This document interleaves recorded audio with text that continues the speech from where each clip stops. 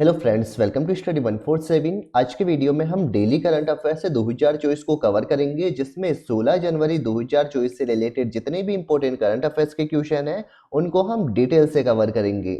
तो आज का हमारा पहला क्वेश्चन है, हाल ही में जारी स्वच्छता सर्वेक्षण रैंकिंग 2023 में पहले स्थान पर कौन रहा है। तो पहले स्थान की बात की जाए स्वच्छता सर्वेक्षण रैंकिंग की, तो इसमें इंदौर सिटी को और एक है सूरत, इन दोनों को रखा गया है, यानी कि इसका राइट आंसर हो जाएगा इंदौर और सूरत। यहीं पे बात की जाए स्वच्छता सर्वेक्षण की, तो इसकी शुरुआत हुई थी सन 2016 के अंदर, और अभी हाल ही में 2023 के अंदर ये द्रौपदी मुर्मू, जो कि भारत की वर्तमान में राष्ट्रपति है, इनके द्वारा ये प्रदान किए गए थे। और यह भारत मंडप कन्वेंशन सेंटर, जो कि कहाँ पे स्थित है, नई दिल्ली के अंदर। तो नई दिल्ली के अंदर ये अवार्ड दिए गए थे। यहीं पे बात की जाए स्वच्छता सर्वेक्षण 2023 की, तो इसमें 1 लाख से ज्यादा आबादी के अंदर पहले नंबर पे है इंदौर और सूरत। इंदौर जो है यह लगातार 7वीं बार पहले नंबर पे रहा है, और इस बार पहले नंबर पे इंदौर और सूरत को रखा गया है, या फिर यूं कहा जाए एक नंबर पे इंदौर है और सेकंड पे है सूरत, जबकि सेकंड नंबर पे वैसे किसी भी सिटी को नहीं रखा गया है। थर्ड नंबर है नवी मुंबई का, और फोर्थ नंबर पे रखा गया है विशाखापट्टनम को। यहीं पे बात की जाए कि 1 लाख से कम आबादी के अंदर कौन कौन से सिटी शामिल है, तो पहले नंबर पे तो आ जाएगी शासवाद, जो कि कहाँ पे स्थित है, महाराष्ट्र के अंदर। सेकेंड है पाटन, छत्तीसगढ़ के अंदर, और थर्ड है लोनावाला, जो कि महाराष्ट्र राज्य के अंदर स्थित है। तो ये दोनों ही आपको ध्यान रखना है। इसी के साथ साथ यदि बात की जाए बेस्ट परफॉर्मिंग स्टेट के बारे में, तो पहले नंबर पे महाराष्ट्र, सेकंड है मध्य प्रदेश, और थर्ड हो जाएगा इसके अंदर छत्तीसगढ़। और गंगा किनारे बसे सबसे साफ शहरों की बात की जाए, तो वाराणसी का स्थान हो जाएगा इसमें पहले नंबर का, जबकि सेकंड नंबर है इसके अंदर प्रयागराज का। और एक और ध्यान रखना है, एक है बेस्ट सफाई मित्र सुरक्षित शहर, इसका अवार्ड दिया गया है अभी हाल ही में छत्तीसगढ़ राज्य को। तो यह था स्वच्छता सर्वेक्षण 2023। क्वेश्चन नंबर सेकंड, हाल ही में हेनले एंड पार्टनर्स द्वारा जारी सबसे शक्तिशाली पासपोर्ट की सूची में भारत कौन से स्थान पर है। तो इसका राइट आंसर हो जाएगा, भारत का स्थान है इसके अंदर 80वें नंबर का। यहीं पे बात की जाए हेनले पासपोर्ट इंडेक्स की, तो इसमें प्रथम स्थान, इसके अंदर टोटल 6 देशों को शामिल किया गया है। कौन कौन से हैं? France, Germany, Italy, Japan, Singapore और स्पेन। ये टोटल 6 देश हैं जिनको प्रथम स्थान पे रखा गया है, और ये 6 देश 194 देशों के अंदर वीजा फ्री यात्रा कर सकते हैं। यहीं पे यदि अपने देश भारत की बात की जाए, तो भारत का इस रैंकिंग के अंदर 80वां स्थान है, और भारत टोटल 62 देशों के अंदर वीजा फ्री यात्रा कर सकता है। इसी के साथ साथ 80वें नंबर पे एक देश और है, उज्बेकिस्तान।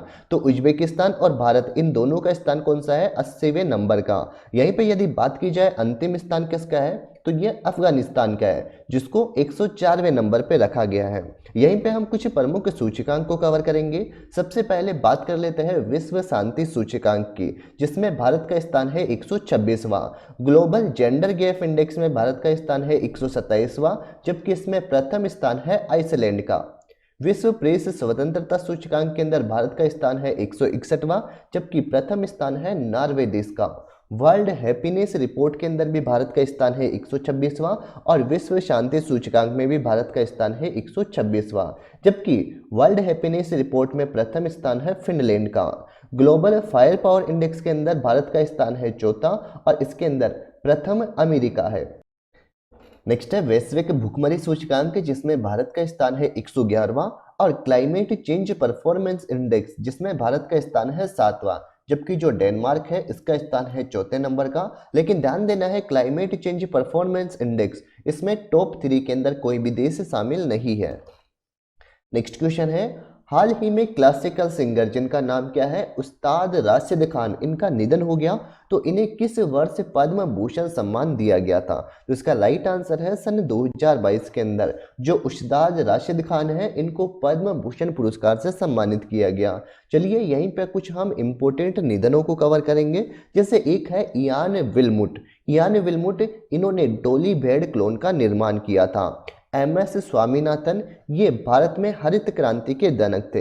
रिचर्ड राउंडरेट की बात की जाए तो यह पहले ब्लैक एक्शन हीरो थे।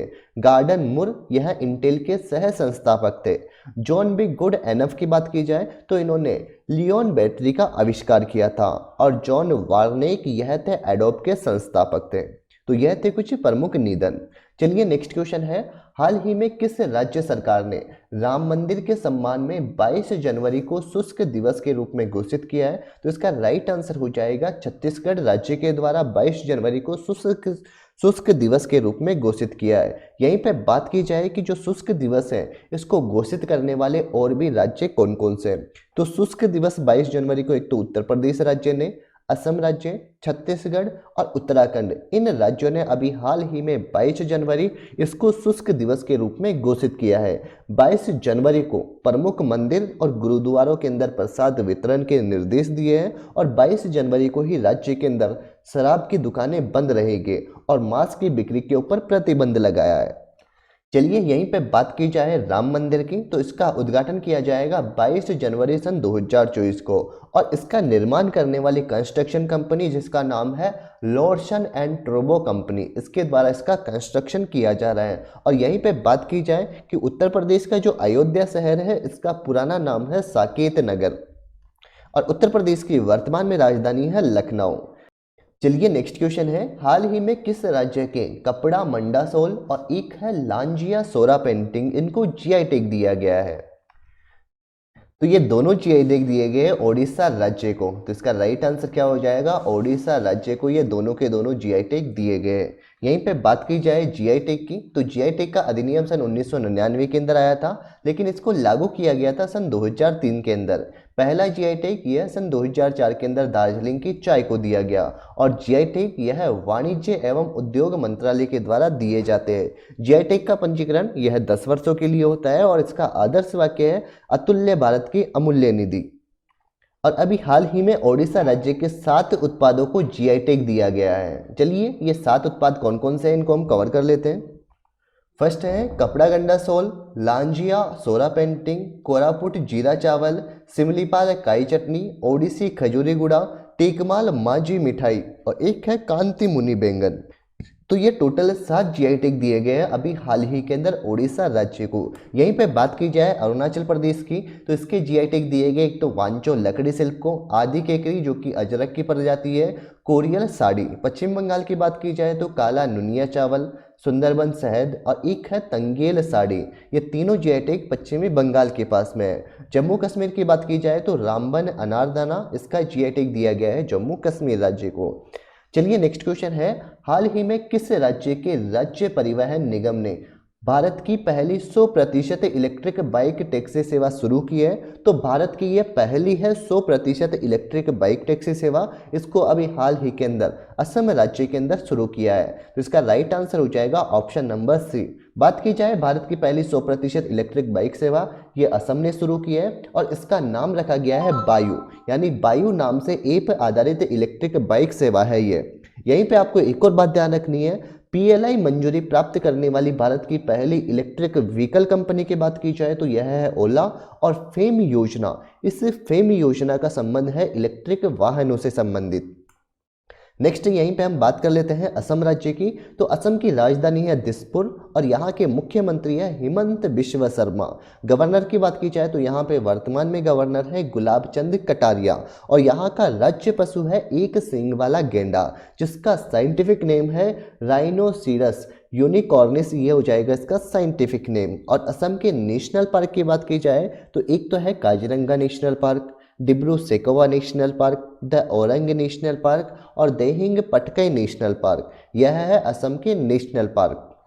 चलिए नेक्स्ट क्वेश्चन है, हाल ही में जुलाई में यूनेस्को की विश्व धरोहर समिति की अध्यक्षता कौन करेगा? तो जुलाई में होएगी यूनेस्को की विश्व धरोहर समिति, इसकी अध्यक्षता अपने देश भारत के द्वारा की जाएगी। तो इसका राइट आंसर हो जाएगा अपना देश भारत। बात की जाए भारत पहली बार यूनेस्को विश्व धरोहर समिति के 46वें सत्र की अध्यक्षता के लिए चुना गया है और यूनेस्को में भारत के स्थायी प्रतिनिधि यह है विशाल वी शर्मा। यहीं पे यदि बात की जाए इसके 46वें सत्र की, तो इसका आयोजन किया जाएगा 21 से लेके 31 जुलाई 2024 तक और आयोजन नई दिल्ली के अंदर किया जाएगा। विश्व धरोहर समिति की बात की जाए तो इसमें 21 देश शामिल है और भारत 1946 के अंदर यूनेस्को का सदस्य बना था। यहीं पे ध्यान देना है, यूनेस्को में शामिल पहला विश्व धरोहर स्थल की बात की जाए तो यह है गेलापेगोस द्वीप समूह, गैलापागोस द्वीप समूह जो है यह इक्वाडोर के अंदर स्थित है। और बात कर लेते हैं यहीं पे यूनेस्को की। तो यूनेस्को की स्थापना हुई थी 16 नवंबर 1945 को और इसका मुख्यालय है पेरिस फ्रांस के अंदर। 2024 के अंदर पेरिस फ्रांस के अंदर ओलंपिक का आयोजन किया जाएगा। और यूनेस्को के वर्तमान में अध्यक्ष है आंड्रे अदोले। प्रथम अध्यक्ष की बात की जाए तो जूलियन हक्सली, यह है यूनेस्को के प्रथम अध्यक्ष। और भारत के अंदर 42 विश्व धरोहर स्थल शामिल है वर्तमान के अंदर। यदि इसके नवीनतम विश्व धरोहर स्थल की बात की जाए तो 40वां विश्व धरोहर है धोलावीरा, जो कि कहाँ पे स्थित है, गुजरात के अंदर। 41वें नंबर की है शांति निकेतन, जो कि पश्चिमी बंगाल के अंदर स्थित है। और 42वें नंबर की विश्व धरोहर है होयसल मंदिर, और होयसल मंदिर यह कर्नाटक के अंदर स्थित है। चलिए यहीं पे हम लास्ट क्लास के करंट अफेयर्स का रिवीजन करते हैं। 9वां भारत अंतर्राष्ट्रीय विज्ञान महोत्सव 2023, इसका आयोजन कहाँ पे होगा? तो इसका राइट आंसर है फरीदाबाद, हरियाणा के अंदर। नेक्स्ट क्वेश्चन, हाल ही में चर्चा में रही 4 स्टार्स ऑफ डेस्टिनी पुस्तक, इसका संबंध किससे है? तो इसका राइट आंसर हो जाएगा मनोज मुकुंद नरवणे से। नेक्स्ट क्वेश्चन, हाल ही में देश की स्वच्छ फूड स्ट्रीट, जिसका नाम क्या है, प्रसादम, इसका उद्घाटन कहाँ हुआ है? राइट आंसर है उज्जैन में। नेक्स्ट क्वेश्चन, हाल ही में शेख हसीना यह 5वीं बार किस देश के प्रधानमंत्री बनी? राइट आंसर है बांग्लादेश। हाल ही में बिम्स्टेक महासचिव के पद पर नियुक्त होने वाले पहले भारतीय कौन बने? राइट आंसर है इंद्रमणि पांडे।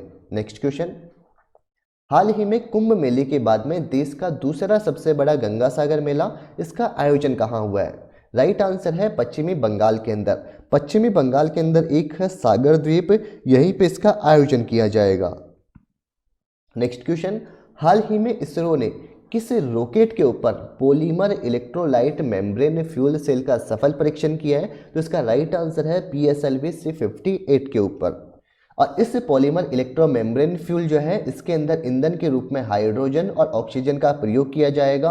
और इसका उद्देश्य है हाइड्रोजन और ऑक्सीजन से बिजली का निर्माण करना।